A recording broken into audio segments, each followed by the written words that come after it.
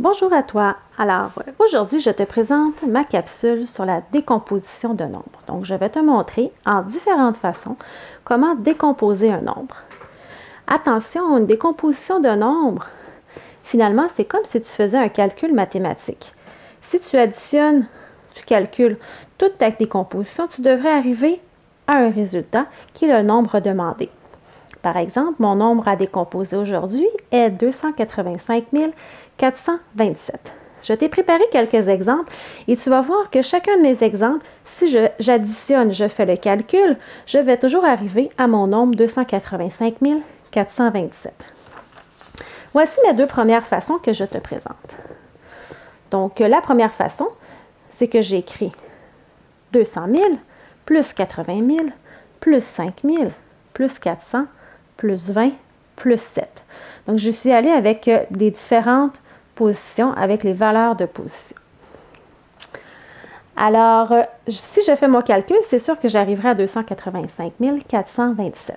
Deuxième façon, j'ai plutôt identifié mes nombres en utilisant la position de chacun d'entre eux. Alors, 2 centaines de mille plus 8 dizaines de mille plus 5 unités de mille plus 4 centaines plus 2 dizaines plus 7 unités.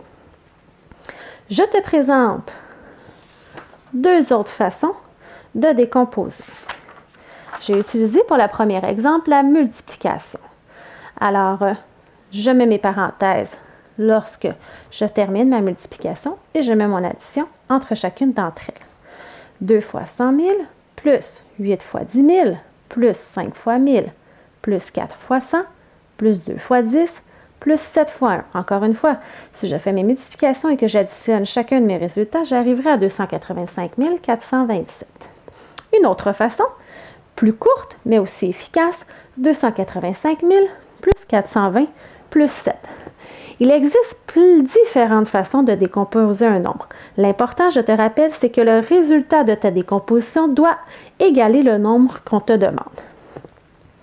La deuxième partie est que je vais te montrer comment partir d'une décomposition de nombre pour trouver le nombre.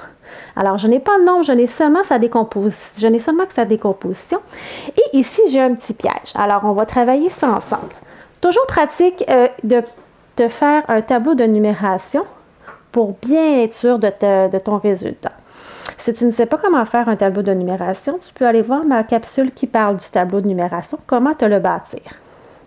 Alors ici, j'ai déjà bâti mon tableau de numération et je vais y aller avec chacun de mes nombres dans ma décomposition. On me dit 4 centaines de mille plus 12 unités de mille plus 400 centaines plus 15 unités. Alors, je commence avec mon 4 centaines de mille, je m'en vais le placer dans mon tableau. 12 unités de mille, attention, je ne peux pas mettre 12 dans ma colonne unité de mille, j'ai un chiffre par colonne. Donc, j'arrête à unité de mille, j'inscris mon 2 et mon 1. J'ai donc 12 unités de mille. 400 centaines.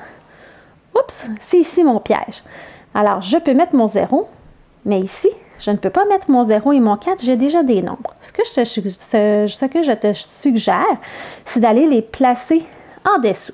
Donc, je vais aller placer mon 400 centaines et je reviendrai dans quelques instants t'expliquer quoi faire avec ça. Et ensuite, finalement, je fais mon 15 unités, j'arrête aux unités, je mets 15. Pour trouver mon nombre, je vais donc faire une addition.